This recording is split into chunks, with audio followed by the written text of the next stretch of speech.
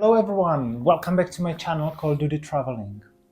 As you know, I've been telling you a story that happened to me in Zimbabwe. Horror story when I spent 3 weeks in the jail. And now, in today's video, I want to tell you about what actually is the life in the Zimbabwe's prison.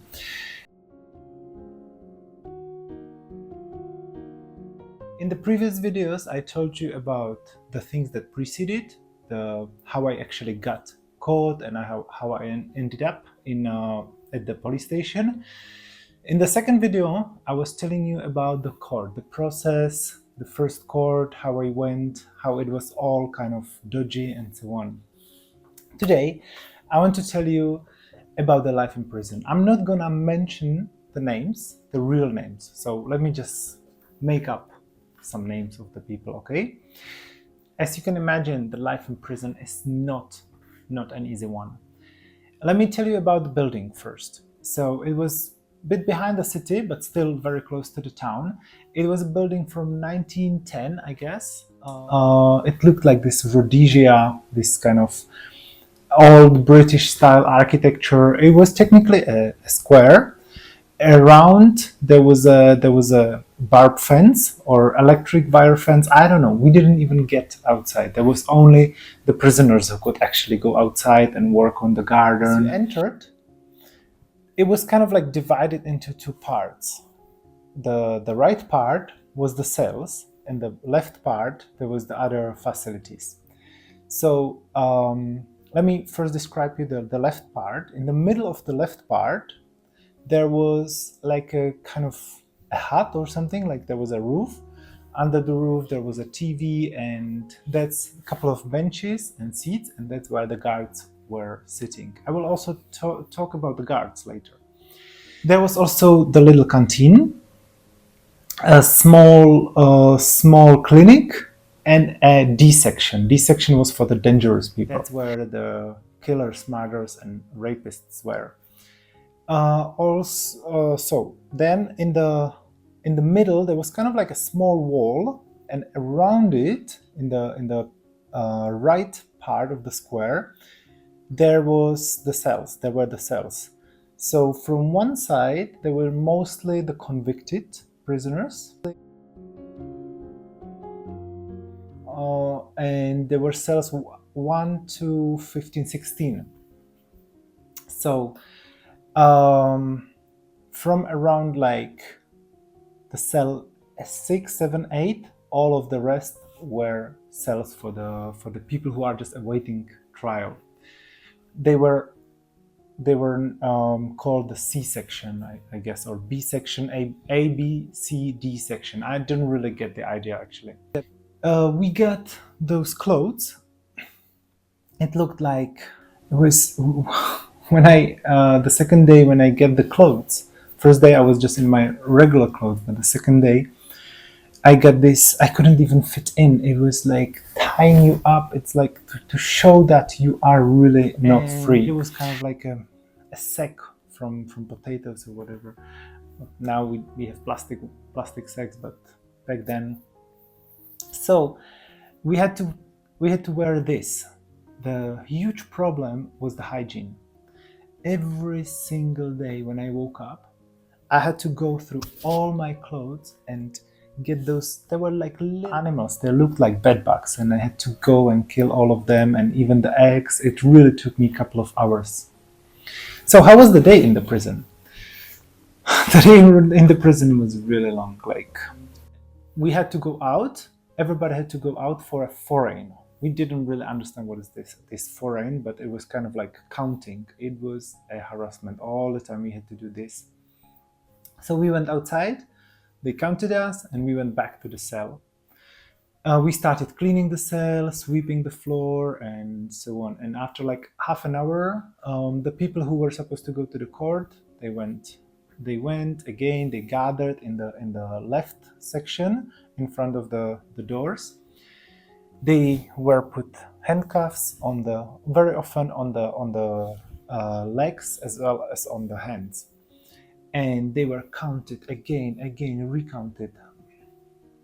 and they left into another room, then they had to squat again, do the foreign count, recount. They always read your names. You had to stand up to make sure that all of the people are there. Okay, it's a process, yes, but it was really, really unpleasant.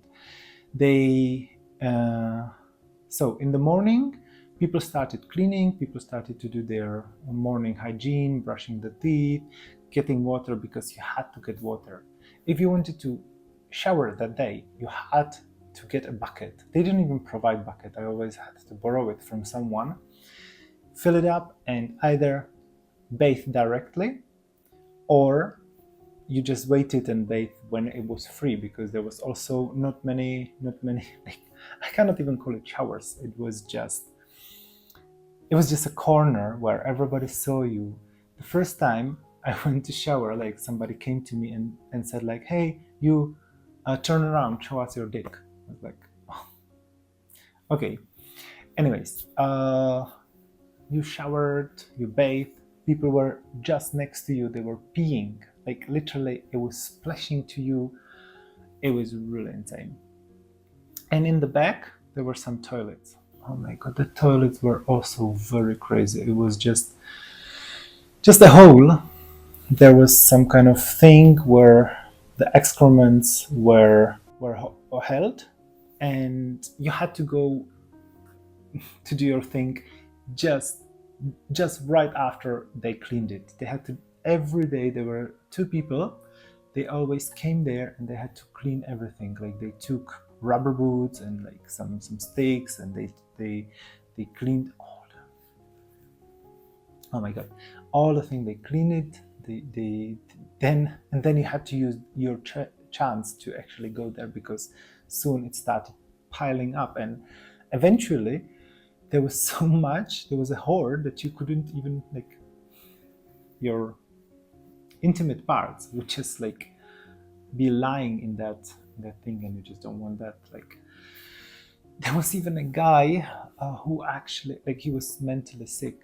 He came there and he took the excrements and he just rubbed it on himself, and then he was just going and touching everybody. He went to get the food. He touched those plates with the hands that you were supposed to take the plate after him. How did they clean the plates? Yes, they threw it in the bucket of cold water. They kind of slightly rub it with a piece of a bag, a rice bag. Like, I don't think it was that effective. They put it in another clean water, and then they just gave the food to you. And it was always the same food. In the morning, you got some porridge with not even a spoon. Like, especially the people who were going to the court, they had to be rushing. They were like literally pouring the hot porridge into themselves. It's not healthy, but they had to do, like, they had to rush, because otherwise they would just be left hungry. Later on, around 12, there was another foreign, so everybody had to go, and by 5 they went for their lunch. Lunch was always sadza, and usually there was kumawiki. There was rarely, once there was a meat also. It was during the so-called family week. I'll talk about it later. And around like 3, 4, there was another meal, the dinner. I couldn't eat. I went on a hunger strike since the day one. I've never even tasted the food there. It was really not appealing at all. The hygiene, no, I just couldn't. Apparently, for $1, you could order the food from the canteen. That was the food the guards were also eating. But I just decided to go and even to protest, to be on a protest of the hunger strike, which was actually really effective.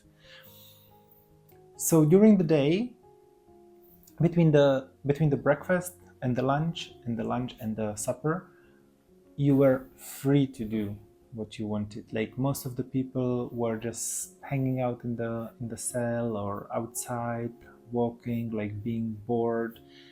A lot of people, like you also needed to bathe, you needed to do your laundry, and especially you needed to do this in the morning because later on they just switched off the water, so there was no water anymore.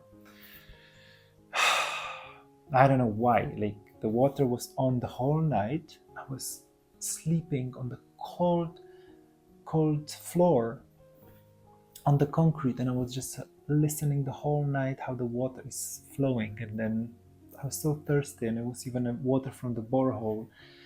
They didn't want to give us drinking water, yet they were just denying. Like I told them there is no drinking water, and they were like, "Oh, really? We didn't know about it." Like the guards. I mean, what about the toilet paper? People were using the Bible books. There was a lot of these kind of books where there are some kind of questions and verses from the Bible. So there was also another activity you could do. Many people were just practicing singing, but it was just, I think, that occasion because they had some family week. The family week, I was just sad. The people were getting this feeling, like the sense of normality, the sense of like, yes, they are actually good. They are doing something nice for us. They allow us to sing. They allow the families to visit us. But in fact, let me talk about it. Most of the people were innocent. I was super scared. I must admit that I was freaking out. I thought the prison mates will just kill me. They will eat me alive. After I saw what the policeman does, what all the people, how terrible everybody was, and the first laugh and the acceptance from the prison mates, I was really scared. However, what I found in the prison was a humanity. The people were so nice. Literally, they were helping us. This one guy, he came to me and he said, "Lucas, they sent me to spy on you. Do not eat because they sent me to spy on you." Why do you even why do the guards even do like this? Why do they even involve on spying and this, like twisting the reality, lying, manipulating? I will talk about it later. They are just supposed to be a corrective facility, right? Not even a corrective, because the people there were waiting for the court. So this guy just told me, like, do not trust anybody. There were a couple of people who were snitching, but honestly, a lot of people had not much left, not much to do. Like, they were desperate. The guards were just using them to clean their shoes. They were even beating them. The meaning of the whole story is the people in the prison. They were so helpful. They were offering me food all the time. When they saw I had a really huge rush after a week from the dirty conditions, I had a huge rush. It was all over my body. I couldn't even sleep. They just woke up and they told me, "Lucas, I want to wash your things. I want to give me your blankets, give me everything. I want to wash it for you." Like, can you imagine how nice somebody is? Also, there was this guy. I was calling him John, right? In the previous story, he was an important prisoner. I don't want to say the details, so nobody can identify him. But that person was a friend of mine. He helped me so much. He told me a lot of very useful things, very important things. It was really, I felt like a friend. He also had other friends, even relatives there. They were so nice. They were always giving me what I needed. If I needed to clean my clothes, or if I just needed the clothes, they just organized it. They were really nice. Also, then there was, let's say, another name, Adam. He was there because of apparently domestic violence. Apparently, he fought with his girlfriend, ex-girlfriend. He denies that. There is no proof. He's been there for a year. Of course, there were a couple of thieves. Like, there was a guy who stole $10. $10. Sentenced for a couple of months. I know the country is harsh, but there is no evidence. He denies that he doesn't even know the person. He had no right to defend. It was a young guy. Who is that person? What is that person gonna do? He's gonna be a criminal for life. This was not a prison. This is a factory to produce criminals. This is just to make it easy for the police to already profile these young people and already push them into the criminal career. That's what I saw. That's what I felt. There were people accused of exchanging money and so on. Of course, there were also some real criminals. Like, there was a person who had an accident, a car accident, but he didn't have a driving license. Yeah, even here you would go for you would serve jail sentence. Even there was a guy who was caught with illegal gun. There were some people who stole pretty big money. Okay, that I can follow. But all those cases, they were unclear. And those people were really nice. Like, literally, they were no criminals. I could talk to them. They were very helpful. Yes, we had some incident because they were very loud. And when I got sick the last week, I had such a huge headache, and I was really like pleasing them to be quiet, and they were just laughing at me. But I can forgive them because they were really very nice people.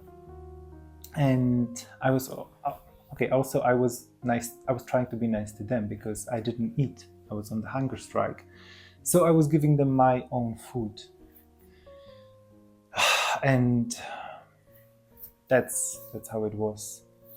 There were some people accused of killing someone. They also deny that. Like, there were no proof nowhere. I don't really understand why is the country doing it like this. That was really crazy. Anyways, let me go to the guards. The guards were crazy. The guards, I felt like they are not really understanding what's going on. I was even talking to some. They were just like, they just liked to show that they have the power, because they themselves did not have. They were nothing technically, so they really liked that they can control someone else. They were telling other people to clean their shoes. There was one guy during the family week. One guard got really drunk. He took a rubber thing. It was like, I don't know, it was not a stick, but it was from rubber. And then he was just running around beating everybody. Like, physical punishment. They were punishing people. When they were found smoking in the room, they took them there was like a small chamber, and they were just beating them. Like, honestly, that's not effective. It has been proved that it's not effective. What the person does, he does it again. He doesn't care. Especially if that person knows he's there for no reason. Like, honestly, I really pray for all the people in the world, not only in Zimbabwe, that all the people who are in jail without actually committing a crime, they should get their rights, and they should be released. Let's please pray for them. The guards, they were just hungry for power. They had some complexes. There was a lady who there was like a big chair on wheels. It looked like a throne. They always took the throne, and she was just sitting like a queen, overwatching the whole thing. I was like, yeah, They were two guards, like they really didn't know what's going on. There was one guy with tattoos of the tears. He couldn't even understand that means that you killed someone. There was another guy who just who bought like a vest, and he stuffed it with plastic bags because he spent all his money on this vest, and he had no money left to buy the equipment or something, and he was just walking there like how important he is. Like, it was just so weird. Like, guys, like, if you have some complexes, just go to the psychologist, right? You don't need to do this. There was a woman. She always had like this kind of ear pod, and she just put it on one ear, and then she was like, yes, like pretending that she's getting orders from, I don't know, from the. As I told you, there were all the time people coming in and out, asking us something, trying to get some information, trying to find something they could use against us. That's not the part of the process. They were always asking the same questions, even the same guard asking the same questions, laughing at us, humiliating us. Even at the beginning, the very first day when I arrived, that guy with the tears, the guard, he just came with this rubber thing and started like, okay, he didn't punch me like with force, but kind of like touching with it, like so that everybody sees that he has the power. I'm sorry, but it's just ridiculous, right? That same person actually, towards the end, like 2 days before I was finally released, he actually kicked me several times, and then he was forcefully pushing me into the cell. So I'm very happy that I got out, because it started to be insane. There was no help. I got sick. I told you I got this rash. I went to the clinic. I asked them, please, I need some help. They just told me, we don't have anything. We don't do this. I was super scared. I was like, please, do you want us to pay it from our money? I was like, no, I can pay it. Okay, then you can go and buy. I was like, I'm in a prison. But it was just the rush that was not so bad. Unfortunately, a week later, my last week in the prison, I got seriously sick. I think I got sunburned, and the next day I got chills. Like, I got fever as well as chills. I went to the clinic. I asked them, like, please, could you at least measure my temperature? They were like, we don't do this thing in Zimbabwe. I was like, are you doctors? Are you medical? Did you study medicine? Did you give this Hippocratic oath that you have to, you swear to help people? They were like, no, we don't do this in Zimbabwe. We don't help people in Zimbabwe. I was like, you're ashamed of this country. Like, you are working in the prison. You are the one who is supposed to be helping. I only got the help from the prisoners, as I told you. The people working there were also some unidentifiable jobs. Like, there were 3 girls. They always came in with normal clothes. And then there was one guy. He looked like an Instagram influencer, like everyday different outfits. Like, what are those people doing there? They told me they were like rehab workers, the people who were supposed to help the prisoners to go back into the normal life. They didn't even talk to them. They were the entire day just sitting there on TikTok. And after 8 hours, they just left home.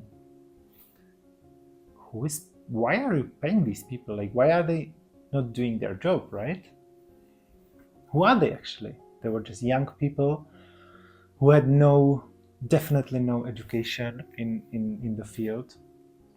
And then there were a lot of different people. Nobody could really know who is who. We were not allowed to know their names. We were not even allowed to know what time is it. So it was just insane. They always, when they asked us something, then they used it against us. It was really crazy, as you can imagine. And after, when I when I got better, I went to the court. It took 2 weeks to allow my ambassador to enter the prison and visit me, which is, in fact, by law. As soon as the country arrests or detains someone, some foreigner, they immediately have to inform the embassy. Why didn't they do it? Why did they even took 2 weeks to actually allow the ambassador to come in to visit? They got so scared when we spoke in the local language. Why would you be scared if you did nothing? You would not have to be afraid if you just follow everything, if you know you have no guilt. They were super scared. They were telling us like, we have to speak in English and so on. Yet they themselves, they were saying something, laughing in front of me, telling my name and speaking in the local language. So what's that, right? And yeah, then it was the life. Then it took another week after my ambassador visited me, and we finally went to the court. I will tell you about the court and how I got released in the next video. So stay tuned, and that is even the most shocking. Thank you very much for your support. I really appreciate your comments. I know there are also some bad comments about me, that I'm a spy and everything. I just wanted to comment about being a spy. No. Sorry, but going to Zimbabwe and taking a picture or a video on the public street, that information has no value for CIA, for any other, for any KGB or whatever governments. It has zero value in 21st century. The spies of today are people who are like high ranked, like connected to the politicians, who could get secret information and so on. Like that is actually how the spying is done today. But I can't even, I'm just still laughing. How can people think that taking a picture is spying? How much stressed the people are. And it's really sad that the best people I found in Zimbabwe were in the prison. And there was one more person that really helped us immensely. One lady, I'm again not going to mention her name because she is at risk. She was threatened by the police during the court that if she will be visiting the court, they will put her in prison. They will find something. There, she brought us food. She kept really supporting us. It was amazing. Like, even though there is this kind of regime, this kind of atrocities being done on people, it's really amazing. There are still nice and good people who are unfortunately suffering. I hope they could get some support. I hope they could get what they need. Like, okay, a couple of the people in the prison did commit some crime, but then there was a huge percentage of the people who actually did nothing. Especially as I later find out on some newspapers, there was this SADC meeting. The prisons in all over the Zimbabwe just took hundreds of people to scare others. I don't know, like, why do you need to do this? And so there was a lot of people who just were detained or convicted. As I told you about the guy who allegedly raped his granddaughter, there was no evidence. So many people were there just without evidences. And then there was also a very big group of people who are good, who just needed a job, but they just couldn't get a job, so they had to work at the bus station to call the customers. Like, sorry, but if you're desperate and you go to do this, you should not be put in a jail. Or people who steal, yes, some people are thieves. They should be in jail. So guys, let me know in the comments. If somebody is pushed into the point that he has to steal, do you think he's a criminal? Do Do you think it's right to fill prisons with such people? Let me know in the comment section below. Also, share your experience. Do you have some crazy experience? I know that a lot of people in the prison, they knew they did not do anything, they were innocent, but they just accepted it. They just took up the identity of being a criminal, yet they didn't do anything. Like the person who was alleged from home violence. That person, he just accepted he is a criminal. Yet he himself defended that he hasn't done anything. What do you think? Is that correct? So let me know in the comments, and enjoy the last video where I will talk about the last court and how I get out of the prison in Zimbabwe. Thank you and enjoy.